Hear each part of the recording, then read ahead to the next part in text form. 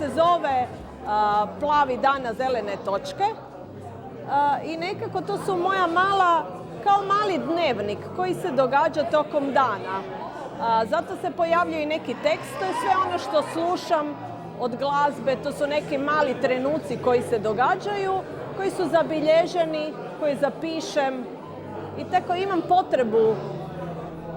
uvijek imam potrebu staviti još malo teksta, to mi je nekako ko mali dnevnik, ko mali slikarski dnevnik. Evo, uz slike imamo i crteže, kompoziciju crteža koje sam radila po ljeti i nekako su nastali u jednom dahu, u jednom pokretu. Neki su onako energični, neki su u miru nastali, ali sve nekako uz glazbu.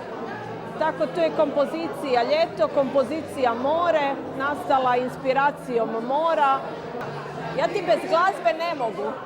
Meni je ti to, čim se probudim ujutro, uključim si glazbicu. Dok pijem kavu, glazba je non stop prisutna. Glazba je motivator za bilo šta. Nekako mi je šuplje bez glazbe i upravo zato bilo bi nekako čudno da je ovaj prostor bez glazbe, a da su moji radovi tu. Znači, moji radovi su nekako glazba. Glazba boja. Ovi printevi vinila zapravo su spoj crteža i mojih fotografija, struktura zida, nekih algi, biljaka, tako nekih struktura koje me privlače, koje mislim da ću dobro uklopiti sa crtežom. Tako nekim preklapanjem sam dobila ove kompozicije.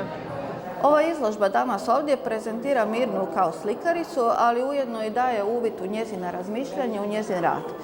Jer u samom postavu krenuli smo od skica, od radova malih dimenzija, koja ona radi vrlo ležerno, neposredno i od kojih kasnije nastaju glavna djela.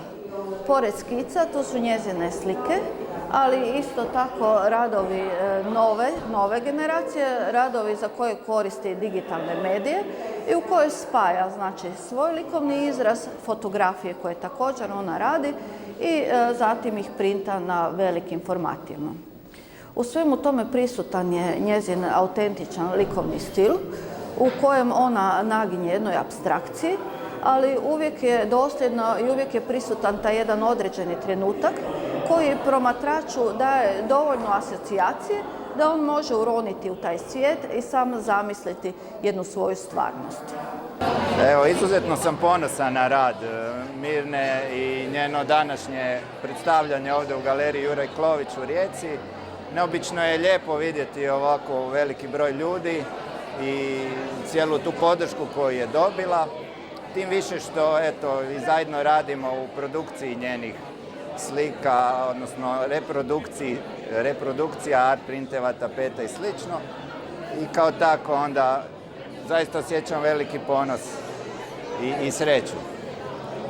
Moje ime je Katarina. Jako rado odjevam i gledam u svome stanu i odnedavno se i družim sa Mirnom Sišul, a sve je počelo tako što sam dobila na poklon jednu sliku i počela sam istraživati o njoj kao umjetnici, a slika mi se dojmila jer je djetinja i zaigrana, a ja sam učiteljica u školi i volim igre s bojom, volim radost. Od kada je ušla u moj život ne izlazi, a sad svi već oko mene znaju i nitko ni više ne pita što bi, pa je uvijek kod mojih prijatelja za rođendan ista tema, to je Mirna Sišul, da li bedž ili naušnice ili lastezice ili kišobran, tako da Mirna Sišul putuje, pogotovo kišnim danima, da ih malo oboja.